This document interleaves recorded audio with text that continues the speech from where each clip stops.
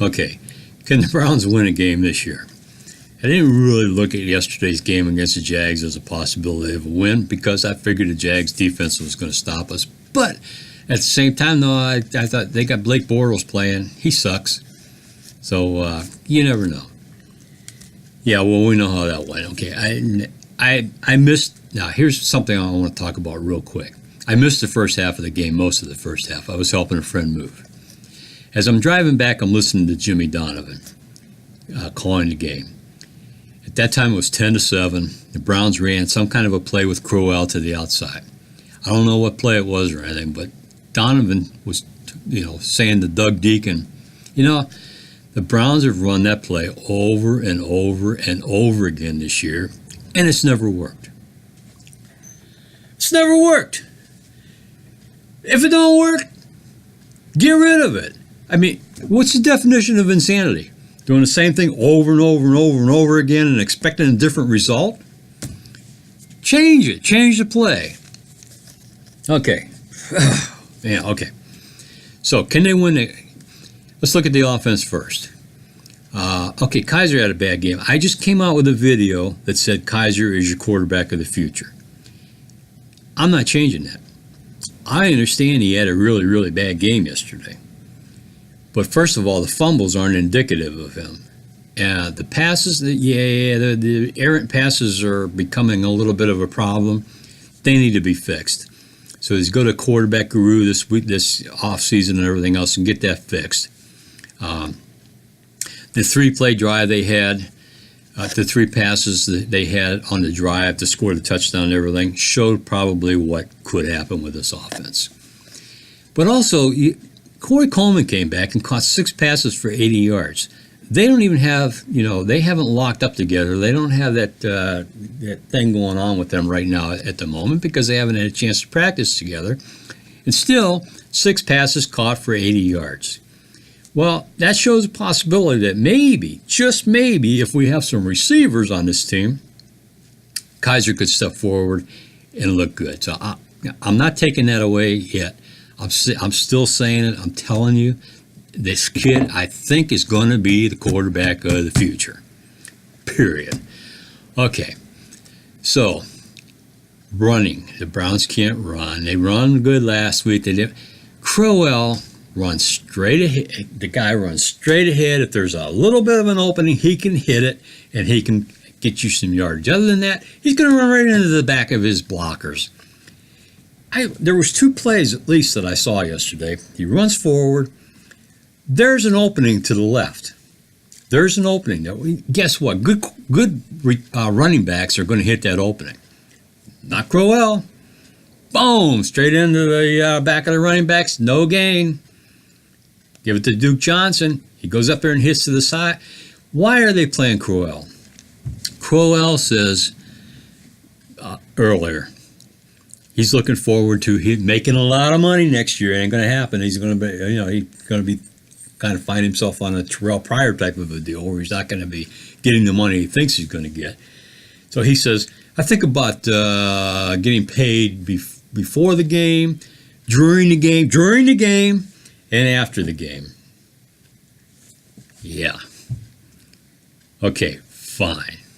That's what he says. So put Duke Johnson in there. Would you put Duke?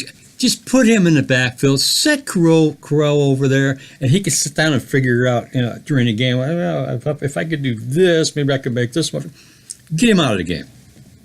Put Duke Johnson in there. He's your ball carrier. Keep him on the field. He should be on the field the most. Put Days in occasionally to see what he can do. And if you want to run Crowell in occasionally to spell them, fine. But I don't know why Kizer didn't throw to Njoku more because, he made a nice catch on that high throw. Throw it over that way and everything, okay? He's got excuse me. He's got Coleman, he's got Njoku, and he's got Duke Johnson that can catch. Lewis can't catch. Higgins, forget those guys, okay? Forget them. They're done. I don't have any clue why they didn't bring Hall in there or why they dropped Leslie early in their season or whatever. I don't have a clue. So that's offensively. Defensively, well, I'll tell you what, with Garrett and Ogbot in there, they nail the sides. You've got your sides. You aren't going anywhere on the sides, and you're going to get a good pass rush. Unfortunately, Ogbot's out now for the season with a broken foot, and Naismith comes in. I don't know. Naismith hasn't looked like anything either. So the front seven though is pretty. Burgess came in for Collins. I didn't even realize that. I looked at the stats today. 16 tackles. He had 16 tackles yesterday. Are you kidding me?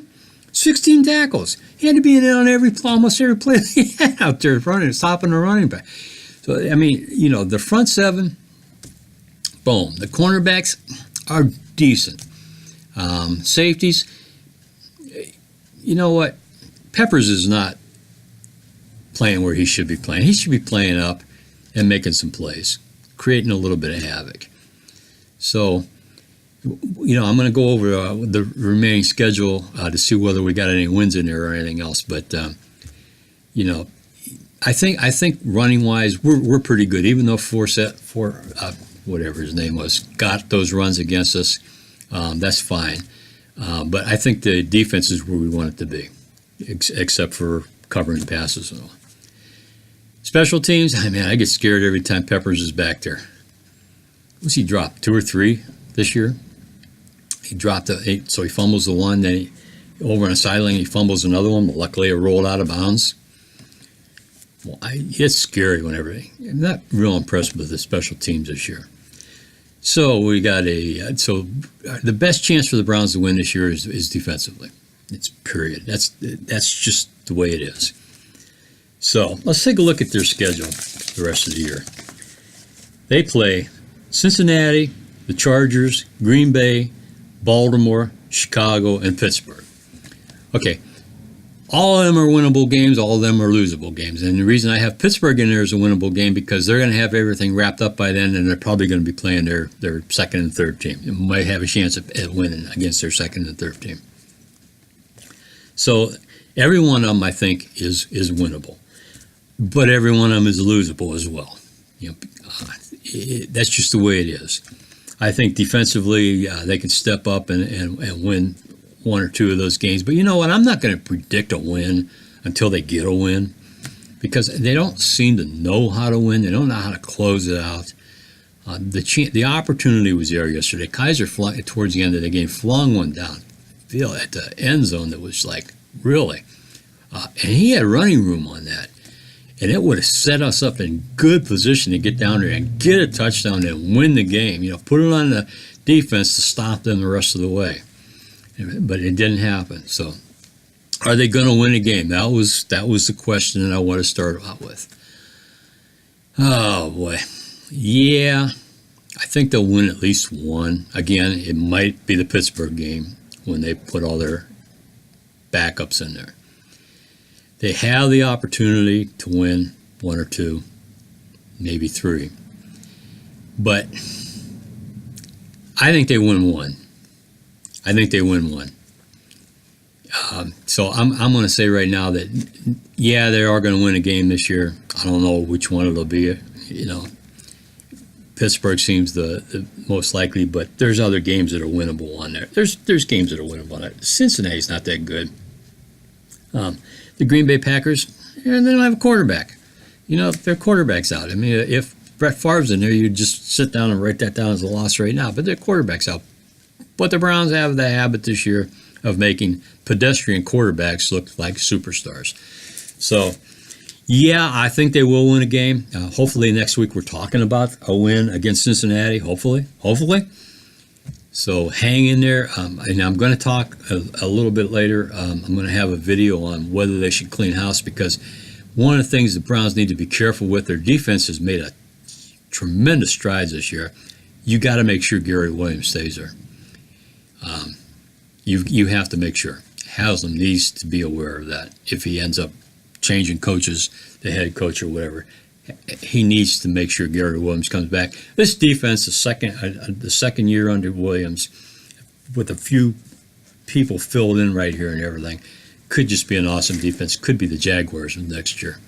So, Anyway, I don't know if I answered the question or not, but yeah, the Browns win at least one game. I hope. Go Browns.